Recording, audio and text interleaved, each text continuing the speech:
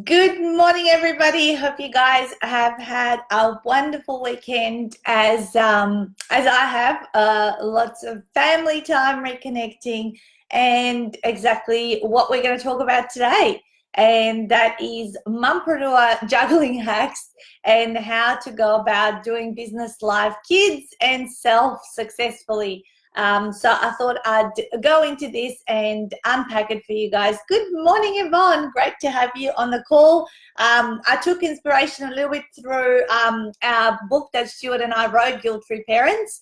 Love your children, build your empire, satisfy your desires. And I thought I would go in and unpack a little bit about what happens behind the scenes, how it used to be, how it is now, how we juggle everything that we do around our young family, and how we used to juggle literally from the day they were born. The two other babies who came into the business right in the midst of growing it. My first child was only about 18 months old when we began all of this, and I thought I'd share with you guys how I strategized around breastfeeding and babies and business and all of this sort of stuff. And of course, a lot more detail is shared in this book, and I'll share with you towards the end some of the chapter topics and all that, but I'll kind of summarize it.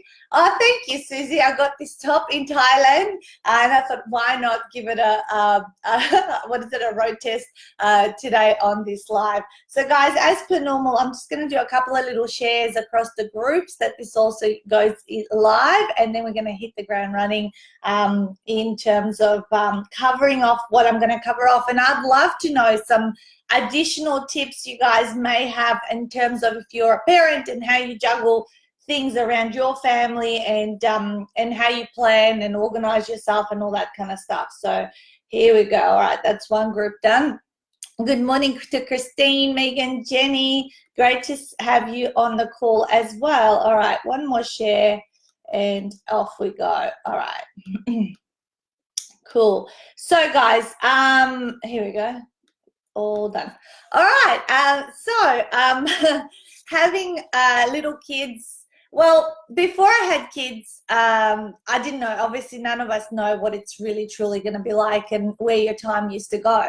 And one of my past managers, bosses, if you like, back at OPSM, said to me as I was pregnant with my first child, because she had 5, as she was juggling a really high corporate position amongst having 5 children. And I used to think, how the hell does she do it? And she said, Nat, don't worry, she goes, when you become a parent, you also become a lot more resourceful. And I didn't know what that meant at the time, of course, but now looking in hindsight, certainly I definitely understand what she means, and I definitely think we, you want something done, ask a busy person to do it for you.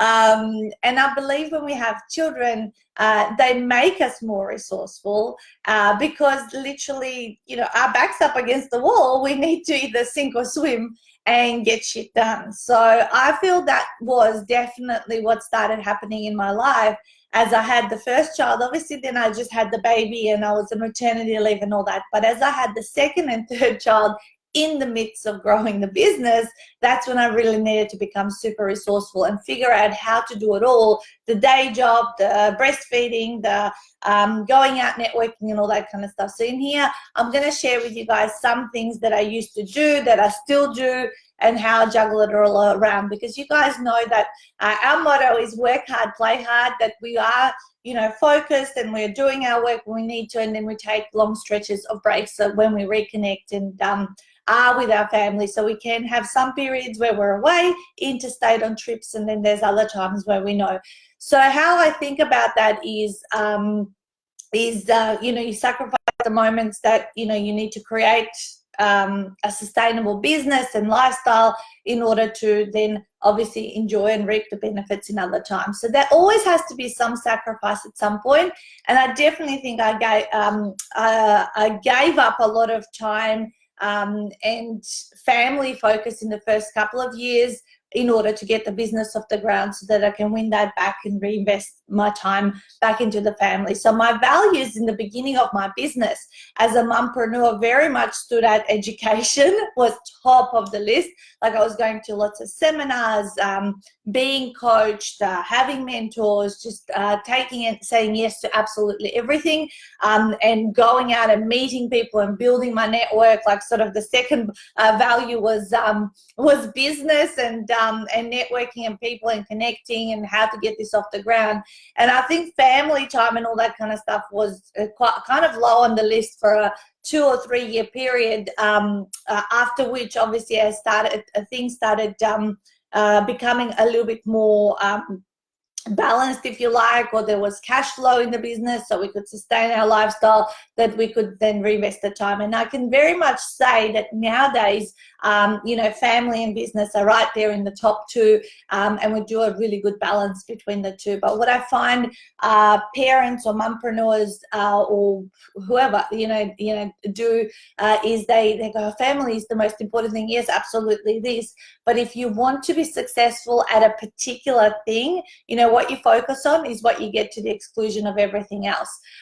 So I certainly was not present, but I can tell you that there was times where I wished that was with my family, but I was putting in time with work. So, okay, so how did I do it? Here's a few steps and tips through what happened and how things were. So when the babies were really little, everything I did around the business was, work your business while they sleep, right? And kids normally have that middle of the day sleep, all the way up to probably age 3, 4, if you're lucky later, but definitely till the age of 3, all of mine had the big middle of the day sleep. And obviously when they were little babies, even multiple sleeps, but obviously shorter ones. So it was really important to, just find that time of focus and get a lot of work done while they were sleeping. Of course, when you're looking after a newborn as well, it can be quite challenging because you might be tired yourself. But I just kind of had the baby on the boob and the computer in the other hand, and I just kind of did stuff along the way, because when they weren't moving around as much, so I could do things around them. So and even nowadays, if they go to bed at 7, 8, 9, 9:30 is probably the latest on a school night for our oldest child, I still sometimes like to have maybe that 1 hour of peace and quiet when everyone is just asleep. And I don't normally do the work like I do work on weekends. We don't no longer work Fridays, Saturdays or Sundays, but I can tell you I did a lot of nights for many, many years, where you'd have that gap for dinner and then go back and keep doing work till late at night. And sometimes if I have something that I'm launching or something that's going on in my business, I will do the night work while everyone's sleeping and it's super quiet. I'm not really a morning person, so I will not get up before the whole family. I think the whole family is up before me. I'm the last person that gets up, and so that's just my style. And so work while they sleep is number one. Okay, so the other one is plan to hang out with your family during school holidays. So we book our trips or schedule our whole planner around the school holidays. So first 2 things that go in our planner, in our wall planner for the whole year, by the way, 2020 is already planned out, are our personal family holidays and then the school holidays and where they are, so that we can plan everything else around them, when the tours are. And generally we have found with what we do, it's not as good to host events in school holidays. So therefore it works out really well that, hey, everyone's having a break kind of thing. We can go and have a break and plan everything around that. Maybe in the early days you may not be able to, because you might need to work right through. I remember there was a stretch of 18 months to 2 years where we absolutely had no break, and that was the period when we're like, working through the Christmas and everything, like, just getting lots of things set up around the time. But nowadays we absolutely take all of the school holidays and go most of the time we are going somewhere and traveling and having new experiences. And of course, this becomes even more crucial and important as they grow a little bit older. Now when they get into high school, maybe we can't take them out of school as much as we have, because we have been taking them out of school 3 to 4 weeks non-holiday time in the middle of the year, like going to Thailand. They lost about 3 weeks there of school, but we believe that, of course, they're learning and they're doing some of their work as they're away, so therefore they're learning a lot more life experience and being surrounded by different cultures. All right, pick the days you will focus in your business. So what are the days that are going to be your devoted days in your business? For us, it's always been Tuesday, Wednesday, and Thursday.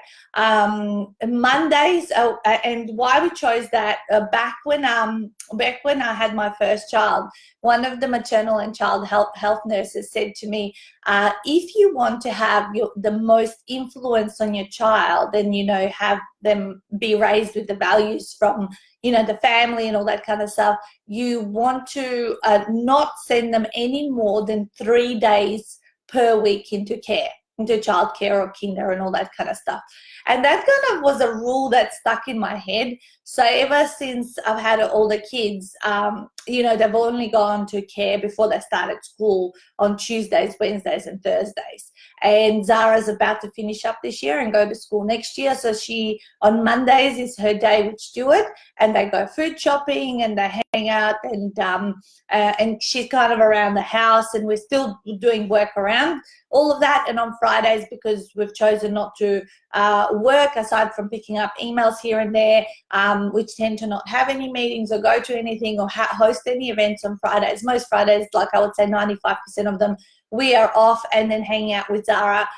We go like coffee and cake dates and all that kind of stuff, so that, so we're always with her, so that she's got the 3 intense days when we also focus on smashing out as much of our work and putting it out of the way, and then having those 2 days. And sometimes she can spend a lot more time with me on the Friday if Stuart's got work, and he'll spend the time on the Monday. So, while she's little, we're having some of those one-on-one times. Otherwise, the family's always together.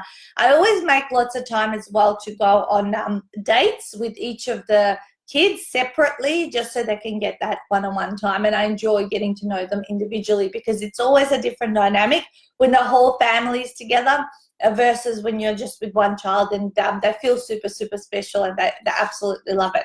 All right, so pick your days you're going to focus on your business, and utilize care if you need to put them in there. Just know that when they're in care, that you're not slacking off, that you're doing the work that's going to bring in the revenue, not only to pay for the super expensive childcare that's out there, but obviously get you to the next level where you can be growing a more sustainable business.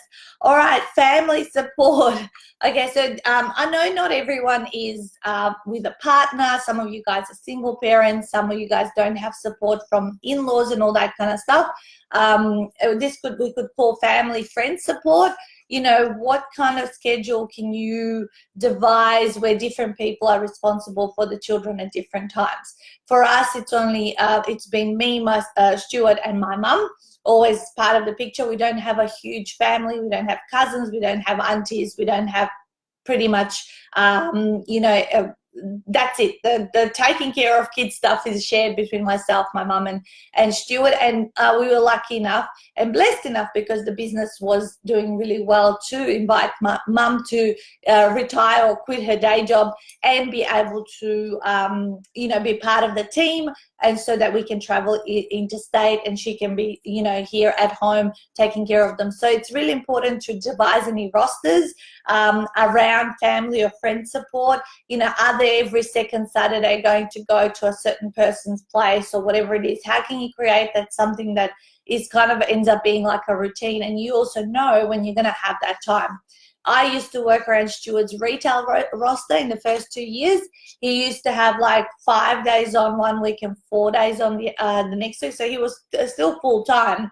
or was it 6 and 4? I can't remember exactly, but I remember, give me a roster, and I used to just schedule clients and work around the childcare and where I would go and how I would go, and all around all of that roster to, and this is why I worked late so many nights, is because really I didn't start coaching people till 5:30, 6 p.m. because that's the time he would get home. We would swap hands, and we would and he would, take care of the kids, and I would go downstairs till like 11 p.m. at night, coaching and doing all that kind of stuff, and then figuring how to do things, around my day job on the Mondays, Tuesdays, and Wednesdays, and childcare and all that kind of stuff.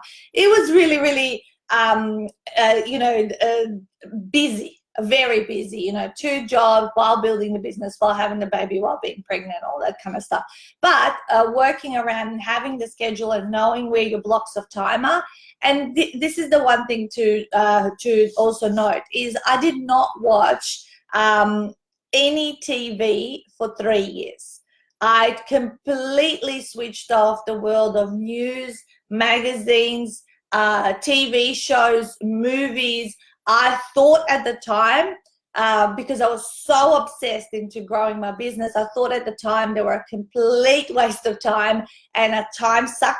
So I did not watch any. So you can imagine, if you actually stop watching certain things, or that you're regularly doing, like you do a time audit of where your time is going. Are you sleeping too much? Are you watching too many series of shows and binge watching, or whatever it is? There's actually so many hours in the day to do the things that you need to do to build your business. And that was a thing that I just decided, I have no time for TV or to watch any shows. I would almost sit and sometimes go, okay, I'll watch a movie now with someone, and literally I'd be like feeling really on edge, not feeling like that was the best, most productive use of my time. Now, that has changed since obviously there's more sustainability in the business, that there's order, there is, good flow. It's going like a well-oiled machine. So, of course, I've included those kind of relaxing and brain-numbing activities in my life, because sometimes I do need to switch off, and I do need to watch something that's completely dumb and not boring, but just like just numbs the brain. And you guys would know what I'm talking about when I'm saying that. And that's going back to self-care, right?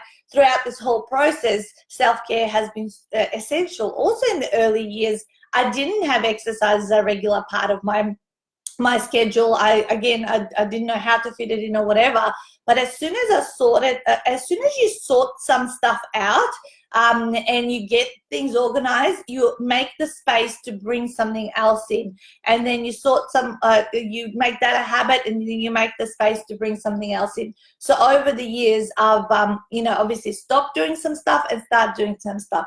Now, it's really important to always review and see where you're at, and what should you stop doing and what you should start doing, to evolve and get to that next level. For the last 4 years straight, I have been doing 4 times of exercise every single week consistently. It's part of my life. It's like brushing my teeth, and I do it because I know it's good for me. So as you heard, in early years, it can be messy. It can feel like, you have no life, no self-care, and all that kind of stuff. But slowly things will improve as you're putting the effort. You're starting to get some results. Then you start saying no to some things and start saying yes to others. All right, so reward everyone when you have wins. Okay, so as you have wins in your business, reward the family, reward the kids. I remember it was, the boys like to collect the AFL footy cards, and I remember every year, that the new album would come out, and whenever we'd sign up a new client, Jody would get also one of his pack of footy cards as a little reward, as a little celebration. We do little things like that all of the time. I used to set myself rewards. I love stationery and love Kiki K. So in the early years, I used to, set little goal that I could buy myself the next thing that I wanted from that shop, in terms of stationery. So little rewards along the way. And of course, when you reach massive milestones, you can actually set a much bigger reward. One of them was to buy my Nespresso coffee machine and things like that. All right, so then next one is teach your kids and explain what you're doing and why. Okay, so every single time, because we're living, our life is not very conventional, where we're going into a 9-to-5 job, and then we're coming home, and it's kind of like very sometimes it's intense and busy, sometimes absolutely chilling out and all that kind of stuff. So we're constantly explaining to the kids the differences, the how some people are, why are we this way, and just explaining to them what it is that we're doing. And then we are also involving them in some tasks.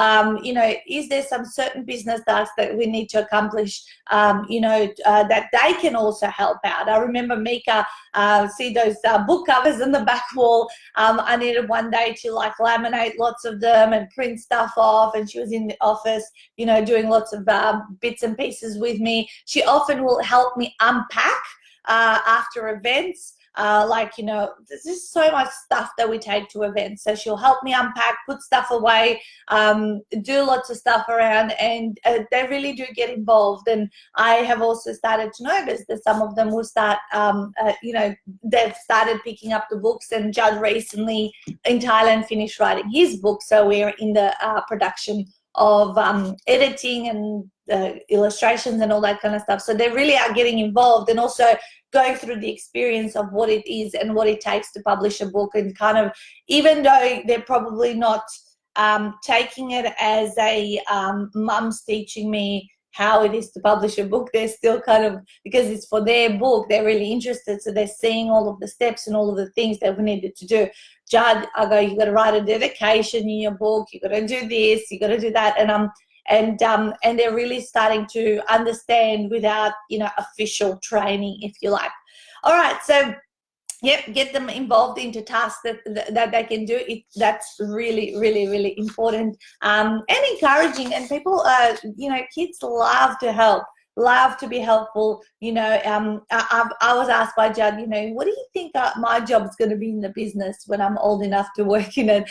And I said, I don't know. We have to see where your strengths lie and all that kind of stuff. So they're becoming curious, and they're observing, obviously, and they're absorbing everything like that. So I'm going to go through, maybe I'll give you guys a few other tips. Okay, this is another one. So I've got 12 chapters, of course, in this book that Stuart and I wrote, Guilt-Free Parents. And one of the chapters is Not a Mumsy Mum. Okay, so some of us parents are really into our kids. We do everything. We're playing on the floor. We're, just devote our whole life towards, raising them and all that kind of stuff. But then there's also mums out there who are more career focused. They can't sit on the floor and play toys for hours upon end and all that kind of stuff, or create, be creative around entertaining their children, all that kind of stuff. And that's what I talk about, not being a mumsy mum, okay? And if you're one of those women who goes, I love my children, but I just can't do all of that stuff that, super devoted mothers out there do, don't feel guilty about it. It just, everyone's got a different personality, and it's okay. And I'm not a mumsy mum. Stuart is the one who will create such interesting games and challenges and really get them engaged through play and all that kind of stuff. Whereas for me, I feel they learn how to get organized. We talk about, money and value, and I'm kind of Stuart's the right brain and I'm the left brain of the parenting. And then most likely most families might have some mix of that in some shape or form in the people and the personalities that are within the family. So if something is not you, you can't force it. and it's okay not to be a mumsy mum. If you feel, you know, you're getting entertainment and you want to devote your time, part to the business, part to your children, it's okay to do that, and you don't have to put 100% of your time just towards your children, because you think, because we embrace lots of different roles in our lives, and some we like, what is it, take to like a duck to water. I'm always get these sayings wrong, so I'm like always worried when I say a saying that it's not right. Stuart's got a whole catalogue of these things that I say wrong, yeah, and it's important to just embrace where your strengths are and what you enjoy doing, because the happier you are, the happier your children will be. And that's the one thing that I have known. If I'm happy, everyone, the whole family is happy, and we all get along, and they know what I like, and I know what they like as well. And I will always put in the effort to do extra things, you know, that I know they enjoy. Like lately with the boys, I've really been getting back into the football, because, you know, we've started watching it consistently and creating a bit of a day and afternoon out of it. And I'm really enjoying, you know, I used to be, I don't know if you guys know this, but I used to be absolute AFL fanatic for probably a decade in my, I would say in my, from the age of about 16 to 26, I think.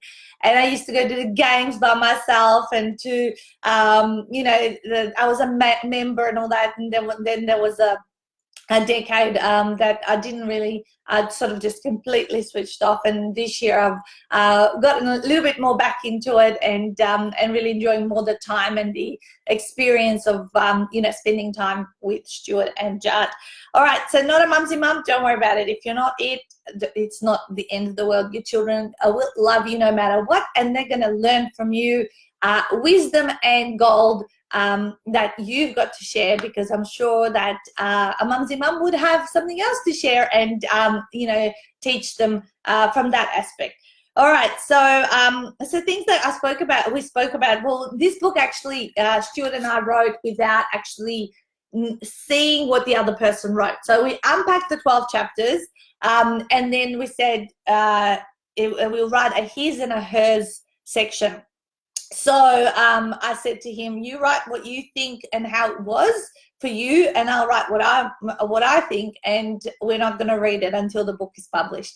And then he's got a men's only section at the end of every chapter. So we talked about boobs, babies, and business, not a mumsy mum. Help is out there, day job to entrepreneur. So that transition period from fear to faith. So, you know, having to, you know, as a business owner, you have to keep the faith.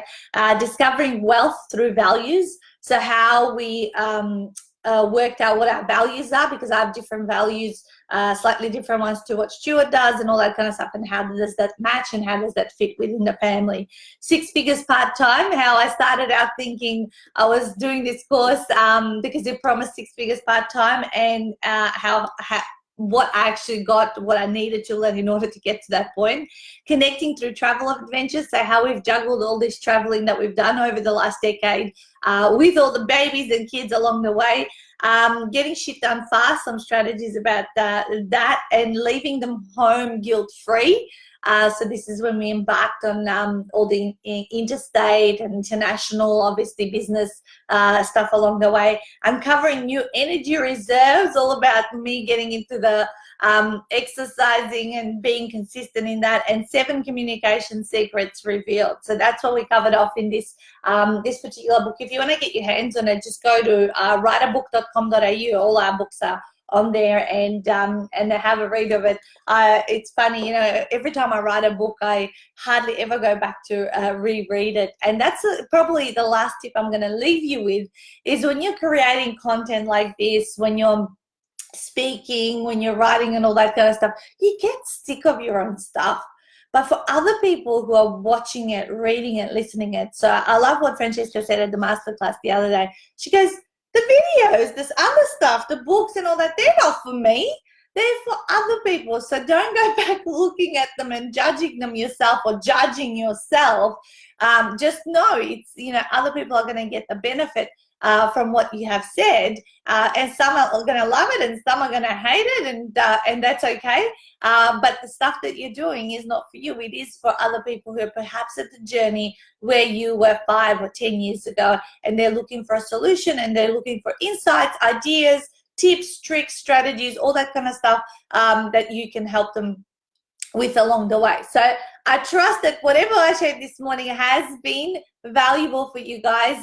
If you have any comments or tips back for me, I'd love to hear them. I'm always looking for shortcuts and hacks on how I can do it even better, and open up more time to do other things that I enjoy. So over our lifespan, of course, we are going to find certain periods of time we get busier over others, but it's all about working out how to compartmentalize and adjust stuff, and work out little shortcuts that win us back what we want to do and who we want to do it with and when we want to do it.